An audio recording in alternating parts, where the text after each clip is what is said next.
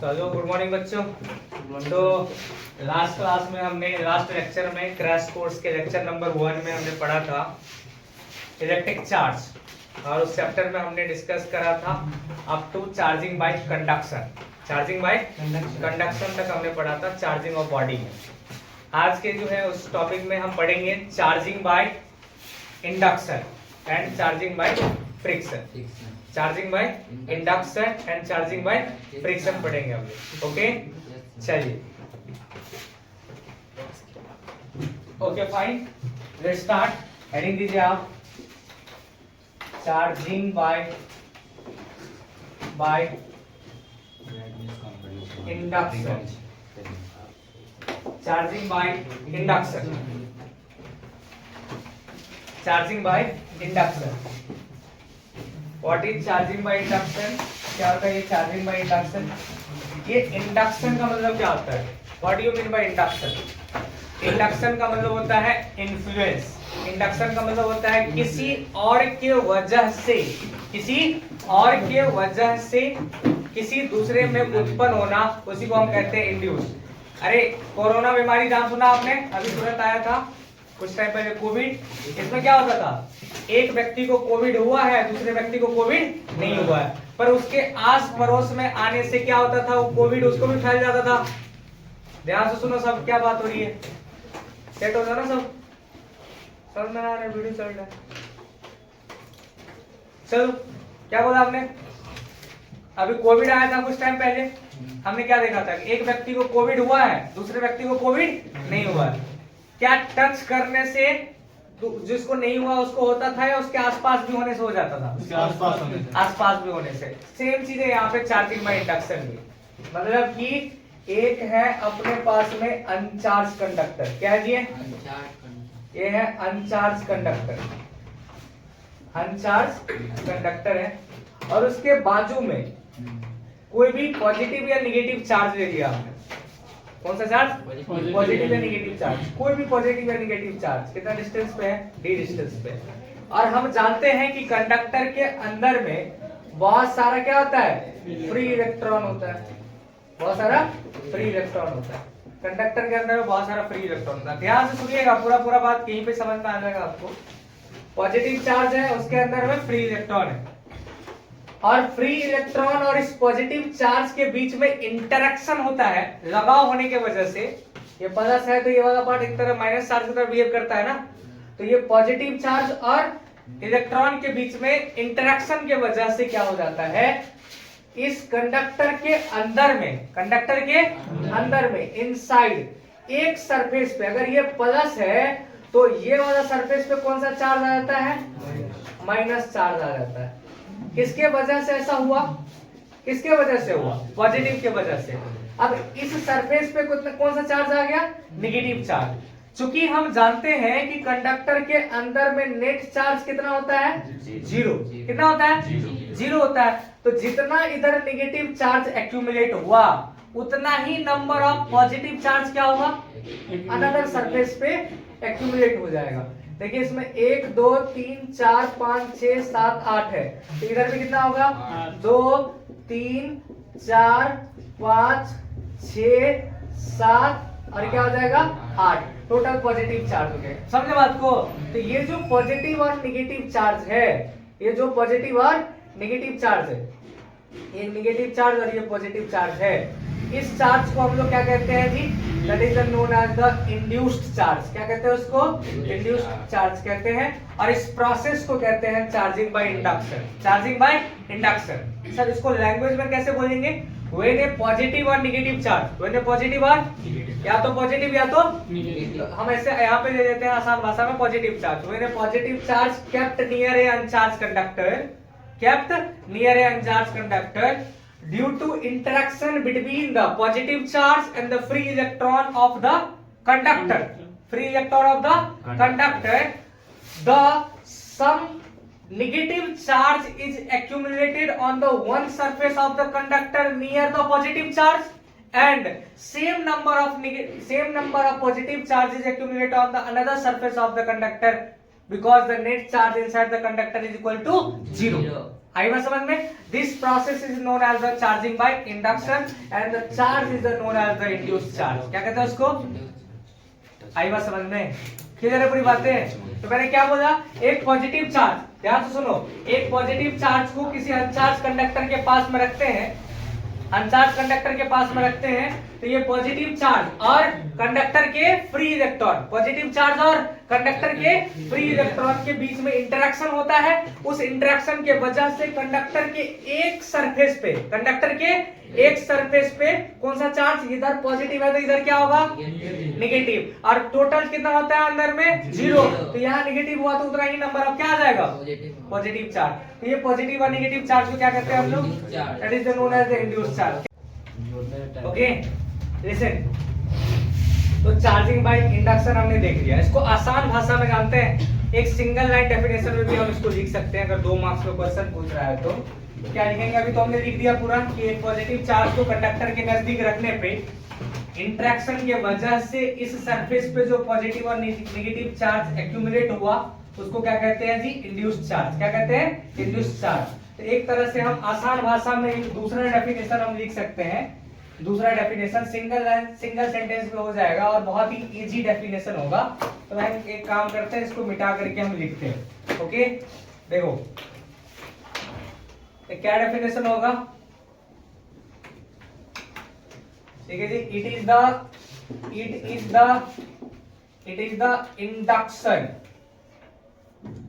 The induction और generate charge on the conductor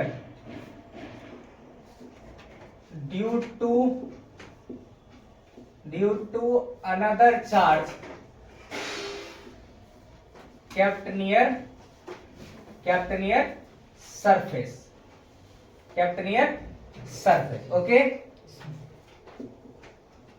This process is called क्या कहते हैं उसको, this process is called charging by induction, इस प्रोसेस को क्या कहते हैं हम, चार्जिंग बाय इंडक्शन कहते हैं।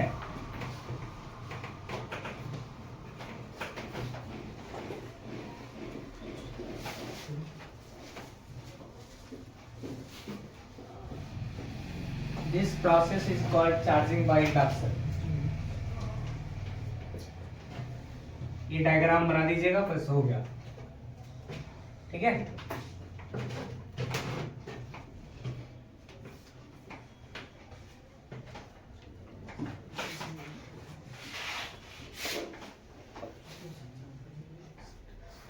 क्या कहा हमने, इट इज द इंडक्शन और generate charge on the conductor. Charge पे देखिए, कंडक्टर पे चार्ज जनरेट हुआ है ड्यू टू अनदर चार्ज, एक दूसरा charge kept near the surface पर रखने के वजह से उस प्रोसेस को क्या कहते हैं हम लोग, चार्जिंग बाय इंडक्शन कहते हैं। ओके याद रहेगा, आसान डेफिनेशन है ये वाला तो। ओके बेटा इसको now give heading the next, charging by friction, charging by friction, charging by friction, charging by friction, charging by friction.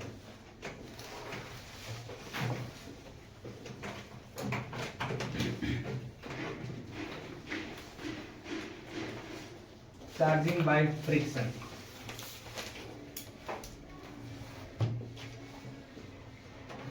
Charging by friction.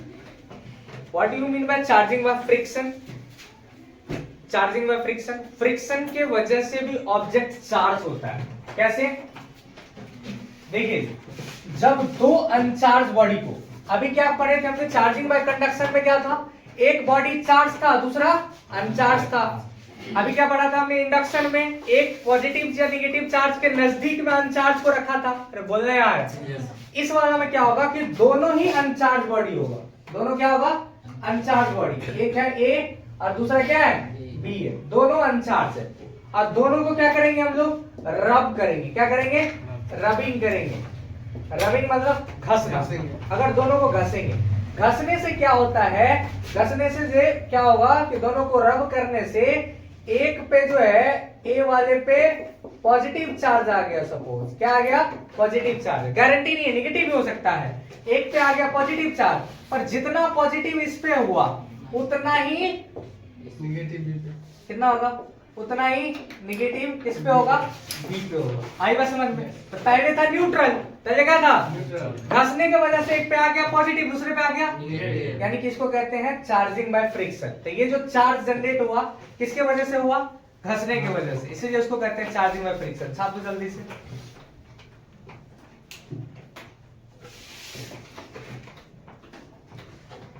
When two uncharged body, when two uncharged bodies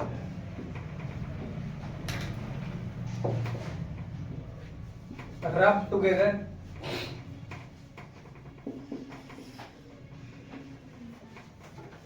due to friction, due to friction, one body get positively charged, one body get positively charged, one body get positively charged, and another body get negatively charged, दूसरा body क्या हो जाता है, negatively charge हो जाता है। One body get positively charge and another body get negatively charge. Okay, एक body positively charge हो जाता है, दूसरा बॉडी नेगेटिवली चार्ज होता है।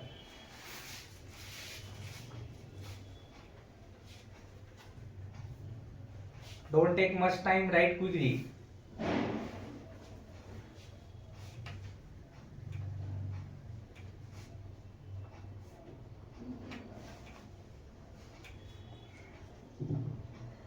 रिकॉर्ड हो रहा है ना?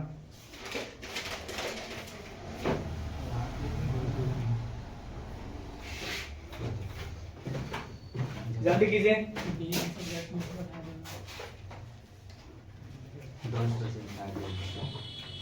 कितनी खर्च आई है?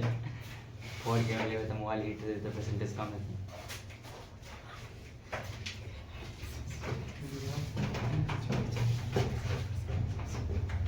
Okay,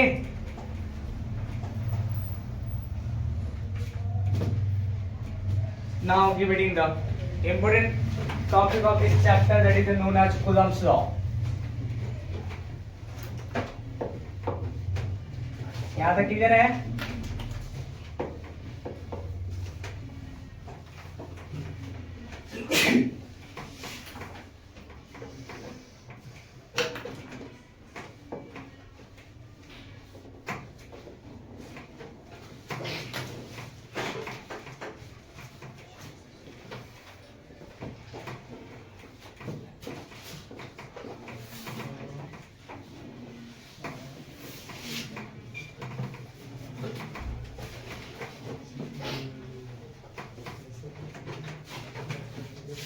Reading Coulomb's law.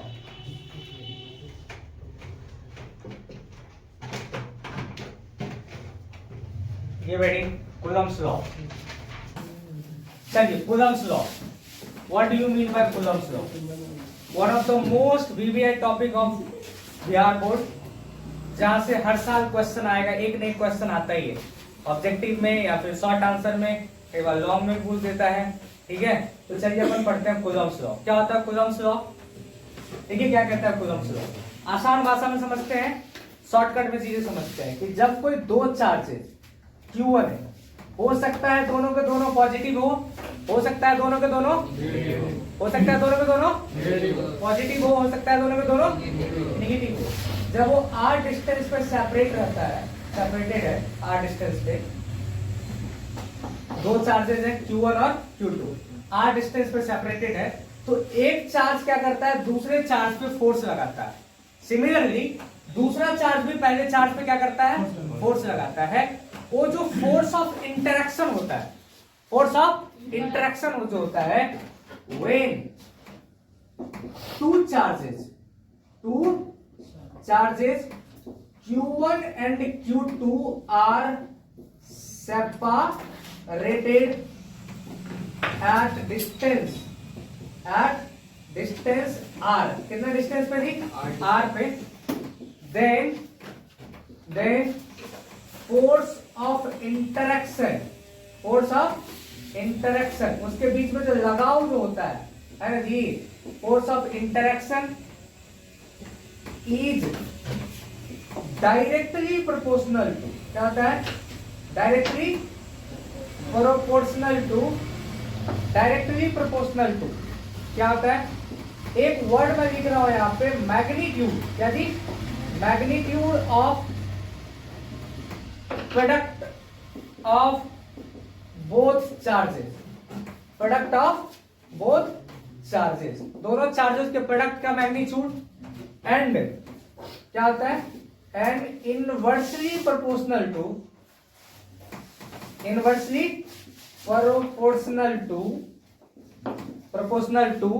क्या, ये जो बीच का जो डिस्टेंस है ना उसका स्क्वायर होता है, inversely proportional to square of distance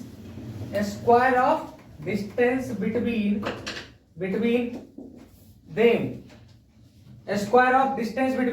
them. आई बात समझ में, कह रहा है क्या, देखिए यहाँ पे कि फोर्स जो होता है वो डायरेक्टली प्रोपोर्शनल होता है दोनों ही चार्ज के मैग्नीट्यूड के प्रोडक्ट का। मैग्नीट्यूड बोले तो अगर माइनस में भी है तो प्लस में ही लेना है, प्लस में है तो प्लस में ही लेना है। अरे समझे क्या कह रहा है, दोनों चार्ज के मैग्नीट्यूड के प्रोडक्ट का और इक्वेशन नंबर 1, और इनवर्सली प्रोपोर्शनल हो जाता है इसके जो डिस्टेंस है बीच का उसके स्क्वायर का। दिख रहा है क्या, वीडियो में देख लीजिए तो, ये वाला नहीं दिख रहा है क्या, ये दिख रहा है, ओके यहां से तो ठीक है, यानी कि एफ सी जो है वो इनवर्सली प्रोपोर्शनल है आर स्क्वायर का, that is equation number 2। Okay छाप दीजिए कुछ नहीं।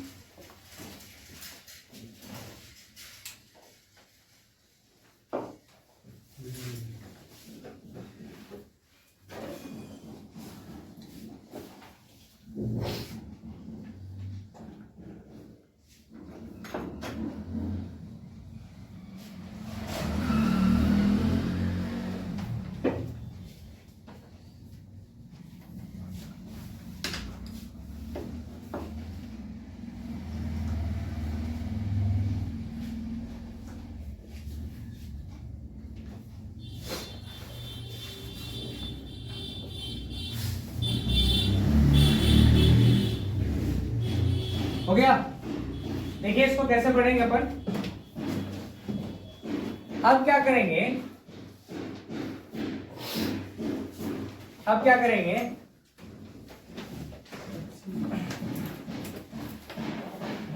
देखिए दोनों फोर्स को अगर हम कंबाइन कर देते हैं, यानी कि दोनों इक्वेशन को, फोर्स तो एक ही है, इक्वेशन 1 और 2 से, फ्रॉम इक्वेशन 1 एंड 2 से एफ सी जो है वो डायरेक्टली प्रोपोर्शनल हो जाएगा क्या जी, Q1 का मॉड Q2 का mod divided by R square. Okay, this is the magnitude of force. Okay, so now यहाँ पे अगर मैं इसको प्रोपोर्शनल को इक्वल में कन्वर्ट करूंगा तो क्या आएगा, कोई ना कोई कांस्टेंट आएगा, उसको हम लिखते हैं के। और के जो है यहाँ पे that is the mod of Q1 mod of Q2 divided by R square. Okay, ये हो गया। अब क्या होगा, ये k क्या है यहाँ पे, वेयर व्हाट इज k, जहाँ पे k जो है इसको लिखते हैं हम लोग proportional constant, that is known as the 1/4 pi epsilon. 1/4 pi epsilon. What is epsilon, epsilon is equal to होता है एप्सिलॉन 0 इनटू एप्सिलॉन r। ये वीबीआई बात है, ठीक है, ये क्या है जी वीबीआई बात है। देखिए यहाँ पे ये एग्जाम में पूछा जाता है रिलेशन यहां से। Okay, that is known as the epsilon को हम लोग कहते हैं परमिटिविटी। क्या कहते हैं जी, परमिटिविटी कहते हैं। ओके, और यहाँ पे जो आ गया एप्सिलॉन जीरो को क्या कहते हैं, that is known as the absolute permittivity. क्या कहते हैं उसको, एब्सोल्यूट परमिटिविटी कहते हैं बच्चों, जिसका वैल्यू कितना होता है 8.85 इंटू 10 टू द पावर -12 हो जाता है, समझे बात को, -12 हो जाता है। दैट इज द इसको इसका यूनिट होता है फैराड पर मीटर। क्या होता है जी, फैराड पर मीटर हो जाता है। कई बार क्या हो जाता है coulomb square by newton metre square, क्या हो जाता है जी, coulomb square by newton metre square, ये भी यूनिट लिख सकते हैं। एप्सिलॉन आर क्या है, that is known as the relative permittivity. क्या कहते हैं उसको, रिलेटिव परमिटिविटी कहते हैं। अलग अलग मीडियम में permittivity of medium, different medium में एप्सिलॉन आर का वैल्यू डिफरेंट होगा। फॉर एयर या वैक्यूम के लिए जो बात करें तो एप्सिलॉन आर का वैल्यू कितना होता है, 1 होता है। जनरली हम ये सारे केसेस किस में पढ़ते हैं, एयर और वैक्यूम में। कहां में पढ़ते हैं, एयर और वैक्यूम में। ये हो गया आपका। तो मैं बात करूं यहाँ पे इन मीडियम, कहां पे जी, इन मीडियम में। मीडियम में क्या हो जाएगा, फोर्स का जो फॉर्मूला हो जाएगा 1/4 pi epsilon 0 into epsilon R, epsilon 0 into epsilon R क्या जी, Q1 का मॉड Q2 का mod divided by R square, divided by R square. Understand, इधर दिख रहा है क्या, इधर ओके फाइन, छाप दो इसको जल्दी से। ओके चलिए यहाँ पे देखिए, तो F इज टू हो गया 1/4 पाई एप्सिलॉन 0, इतना आ गया। इसका जो वैल्यू होता है ना A K equal to 1/4 pi epsilon 0 का जो मान होता है वो कितना होता है 9 into 10 to power 9, 9 into 10 to power 9, यानी कि फोर्स का फॉर्मूला आ गया 9 इंटू 10 टू पावर 9 Q1 का मॉड Q2 का mod divided by R square. याद रहेगा ये पूरा पूरा। तो ऑब्जेक्टिव बोर्ड मॉडल क्वेश्चन एक और आ गया यहाँ से, K का वैल्यू कितना होता है 9 into 10 to power 9। Right down quickly, 5-6 question arise होता है यहां से ऑब्जेक्टिव में।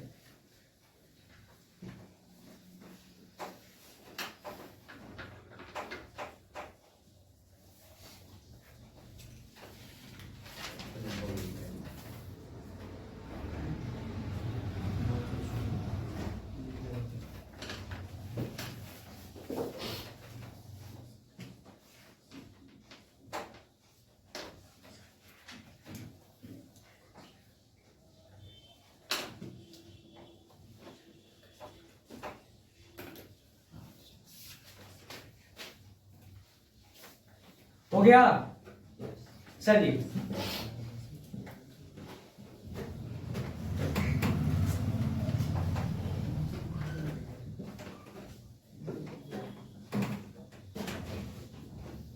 ध्यान रखिएगा, ये सारे पॉइंट्स कूलम्स लॉ के अंदर में आने चाहिए आपको।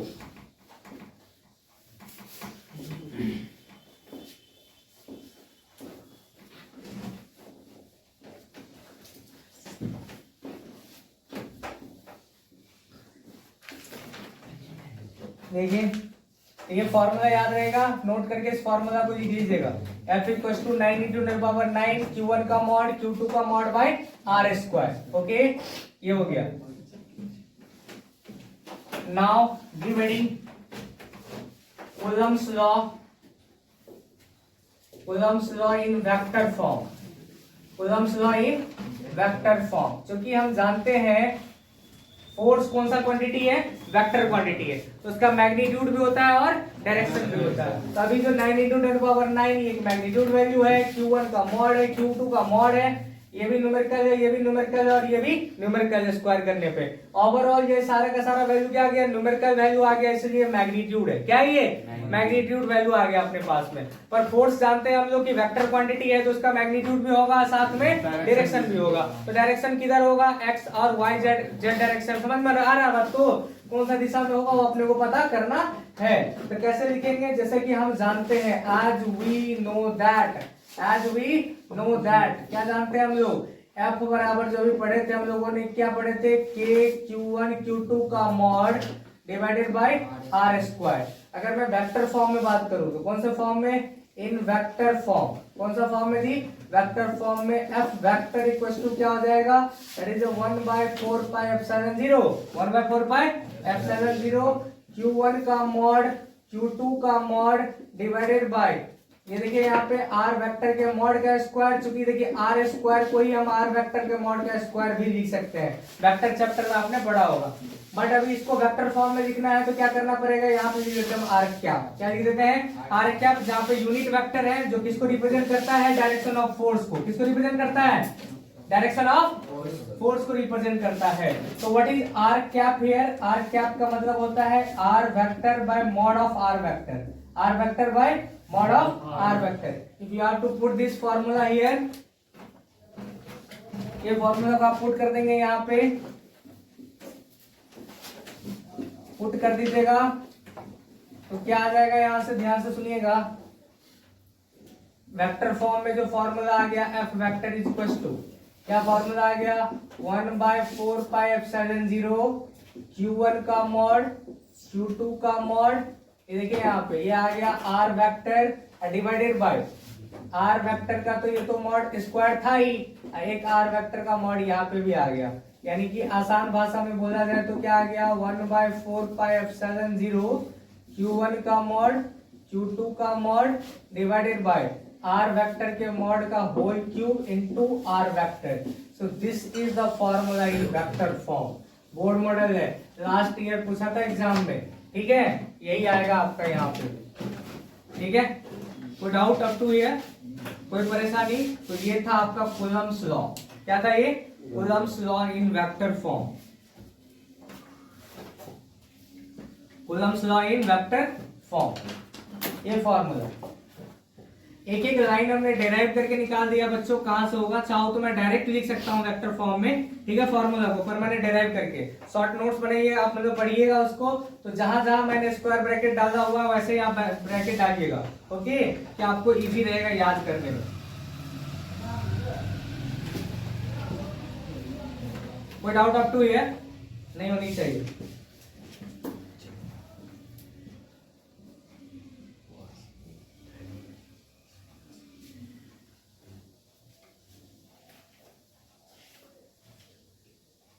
ये था आपका इलेक्ट्रिक चार्ज चैप्टर, ओके, हाँ, नेक्स्ट टर्म, वीडियो बंद हो गया, कॉल आ रहा है, उसके बाद बंद हो जाएगा, कॉल आ रहा है,